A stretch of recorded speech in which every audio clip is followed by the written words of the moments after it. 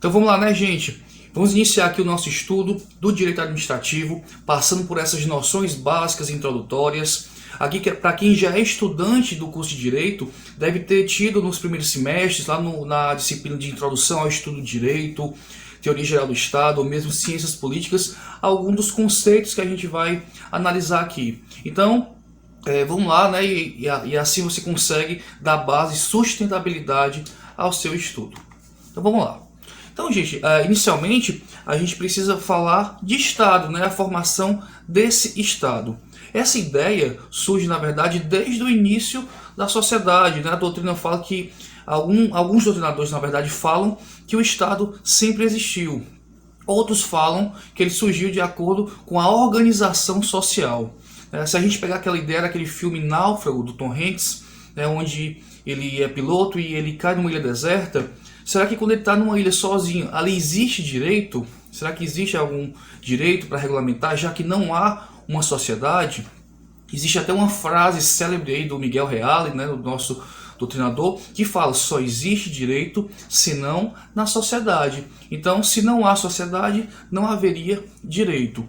E a ideia do Estado é organizar essa sociedade, né? A gente tem alguns conceitos aqui de Estado. Envolve um governo soberano, envolve um povo e envolve um território. É uma ideia bem básica aí, né? O Estado tem esses três elementos: povo, território e governo soberano. Então preciso ter um governo, um povo e um território para administrar. Aquela ideia aí GPT, para que você fixe aqui esses três elementos.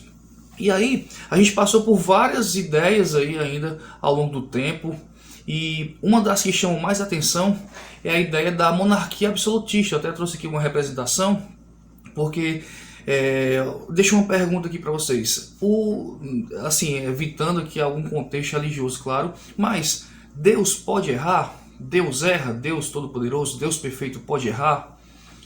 Imagino que você diga que não.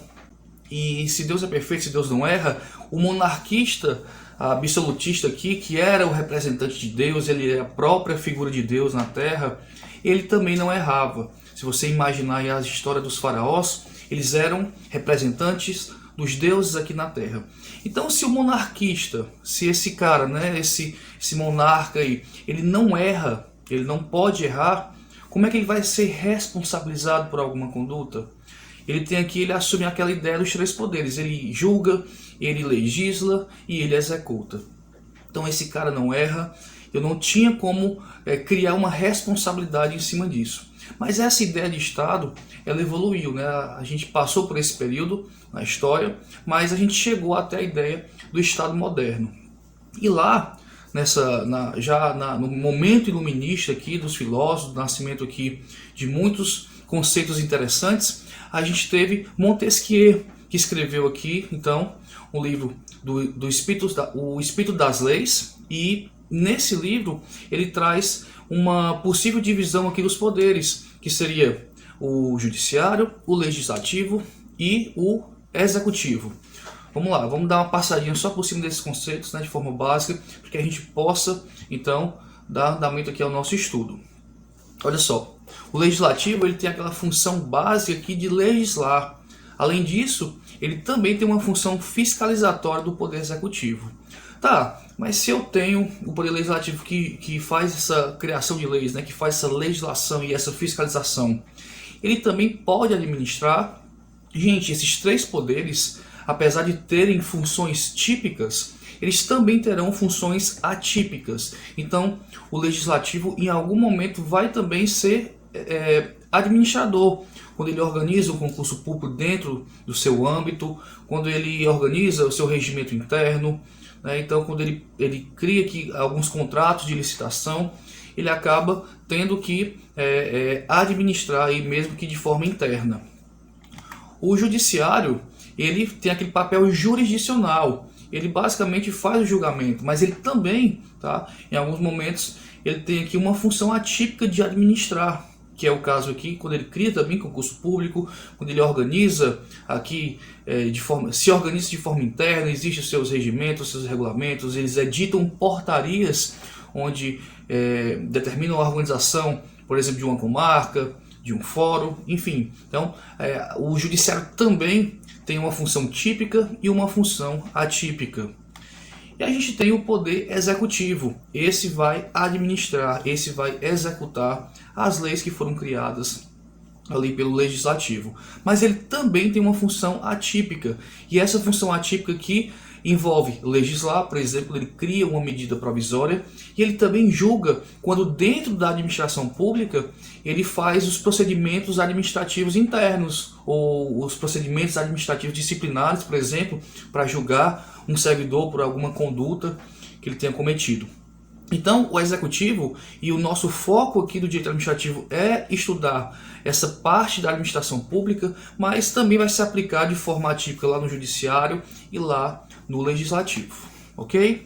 E aqui só para representar, né, aqui a governadora do estado do Ceará, na verdade a ex-governadora, né, para ninguém ficar aqui achando que tem política no meio, mas hoje a gente busca um modelo de gestão mais gerencial. Tivemos aqui alguns modelos de gestão ao longo do tempo, e a gente vai dar uma pincelada também sobre isso, ok?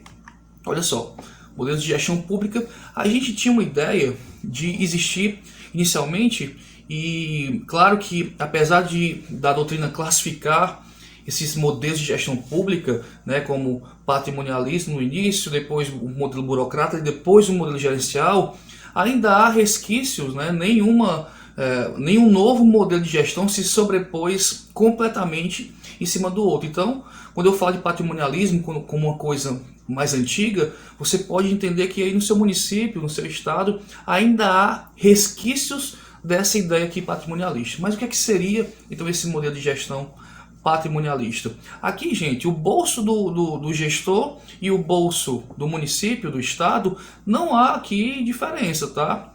Ele não tem um cuidado com os recursos públicos. O público e o privado acabam se misturando aqui, tá? Existe uma confusão, aqui até coloquei, né, confusão entre o público e o privado por meio do uso de recursos públicos para fins privados. Então, se você imaginar aí que numa cidade o prefeito ou a prefeita está lá colocando todos os parentes para ocupar cargos públicos, essa é uma ideia que ainda é um pouco baseada nessa ideia do patrimonialismo, tá? Então, aqui no Brasil, por exemplo, inicia-se desde o período da colonização, desde que os portugueses chegaram ao Brasil, inicia-se essa ideia do patrimonialismo. Mas aí foi evoluindo e a gente chegou a um modelo aqui que a gente chama de modelo burocrático, que é um modelo que envolve mais a ideia de servidores, né, públicos que tenham um caráter técnico. Então, se eu coloco pessoas técnicas dentro da administração pública, eu tenho em tese, uma administração pública um pouco mais voltada aqui para o interesse público. E também conseguia aqui ir contra o modelo anterior, o modelo de patrimonialismo. Se eu boto pessoas técnicas, eu não tenho aquela vinculação que eu tinha antes, de favor, né, de favor do gestor, de estar ali amarrado, de braços dados com ele a todo momento, já que eu sou um técnico, já que eu sou o especialista naquela área. Então eu vou tentar aqui, né, fazer o melhor possível para atingir aqui o interesse público.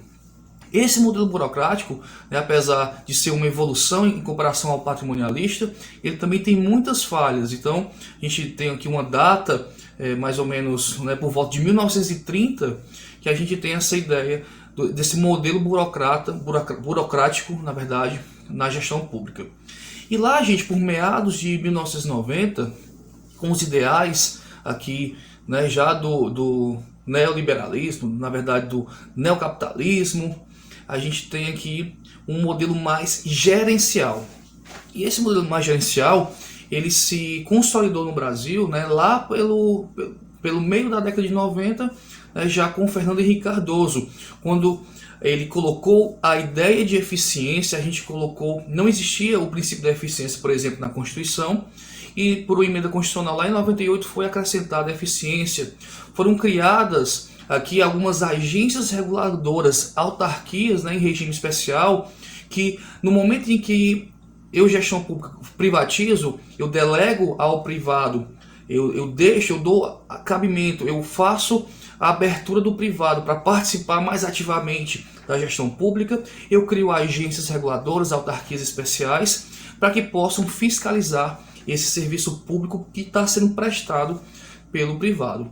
Além também a gente tem alguns momentos, né, de privatização aqui, por exemplo, da Telebrás, a Petrobras, que ela era uma empresa pública de capital 100% fechado, passou a ser uma sociedade de economia mista. Então foi um momento onde a gestão ela imaginava que o gestor público ele seria mais um gerente, que ele iria administrar e teria que abrir aqui também mais margem aqui para o privado participar dessa gestão pública. Então a gente tem basicamente esses três modelos de gestão: patrimonialista, burocrático e gerencial.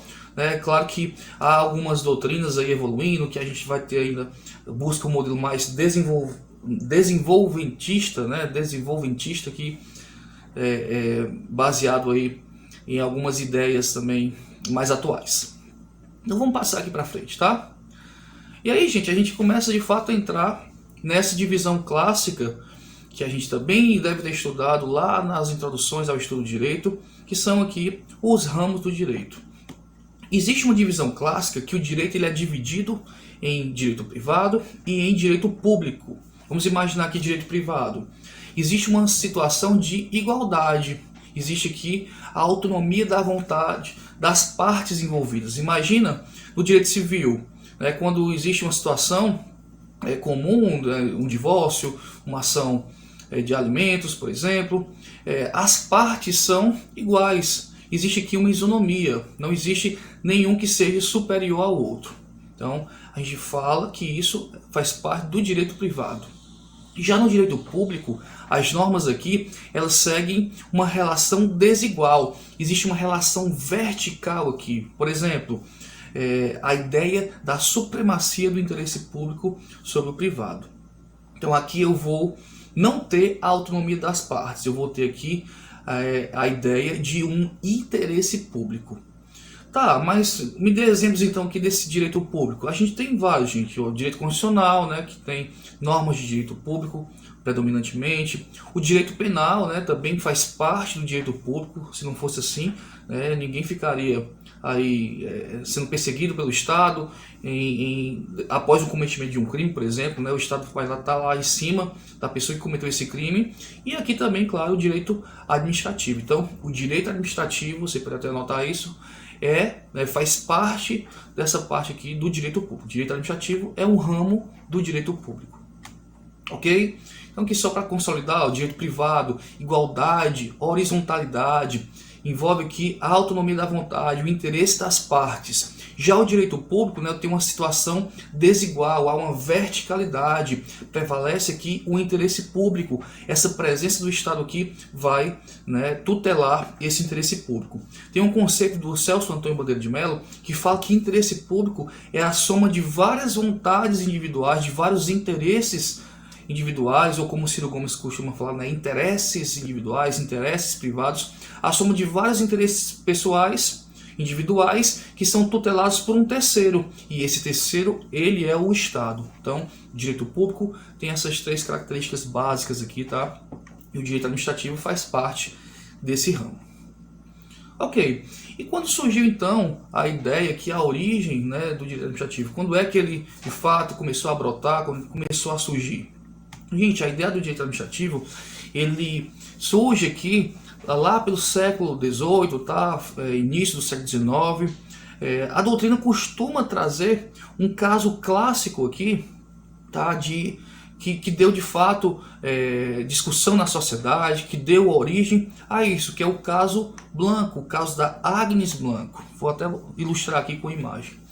O caso da Agnes Blanco aconteceu na França, onde uma criança, ela andava na rua, passou por um trilho e um vagão aqui da Companhia do Fumo atropelou essa criança e cortou as duas pernas dela. Será que o Estado ele pode ser responsabilizado por isso? Nós vimos há pouco tempo atrás que nas monarquias absolutistas o Estado não erra, o rei não erra, o monarca não erra porque ele é enviado de Deus. Mas já na ideia de Estado moderno aqui, já começou a se repensar alguns conceitos. Então, muita gente escreveu a respeito, né, e muitas manifestações onde o Estado deveria responder não pelas normas de direito civil da época, mas de forma, né, diferenciada, realmente com leis próprias, com na verdade normas próprias para esse tipo de conduta. Certo? Tranquilo? Então, inclusive, na França aqui, existe uma ideia de uma jurisdição administrativa separada da judicial. Como assim? Quer dizer o seguinte, que quando você vai litigar contra a administração pública, vai ter um tribunal que vai decidir sobre as questões administrativas e aquele tribunal administrativo ele vai fazer coisa julgada. Não tem como eu questionar depois isso lá no judiciário, porque ele tem aqui, né, jurisdição diferente, separada. Tem uma administrativa para decidir esse tipo de demanda e uma judicial separada da administrativa. No Brasil, pelo princípio da inafastabilidade do judiciário, a gente diz, né, que esse modelo ele já é baseado no sistema inglês. Então, por mais que haja, por exemplo, você precisa litigar com a administração pública e você faz um requerimento administrativo, é feito um procedimento administrativo interno e o município, por exemplo, se nega a pagar alguma indenização de algum acidente de trânsito. Ok, você vai ficar calado esperando ou você vai até o judiciário? Então, nesse caso aqui, qualquer decisão administrativa não tem coisa julgada. Você pode sim, a qualquer momento, caso você deseje, ir até o judiciário e levar essa demanda até lá. Então vamos lá, gente. Qual seria então o nosso conceito de direito administrativo? Né? Falamos aqui, né, rapidamente dessa ideia de Estado, formação do Estado, modelo de gestão pública, origem do direito administrativo, ramos do direito administrativo, mas qual seria então o conceito do direito administrativo? E aqui eu trago o conceito, tá, do José dos Santos Carvalho Filho, um doutrinador bem relevante aqui e tem umas ideias bem bacanas. Então tem outros conceitos interessantes da Maria Silvia Zanella de Pietro, do Eli Lopes Mireles, mas esse conceito é o que eu vou deixar aqui para vocês hoje e mais à frente a gente vai conversando sobre outros conceitos interessantes e também avançando no conteúdo. Ó.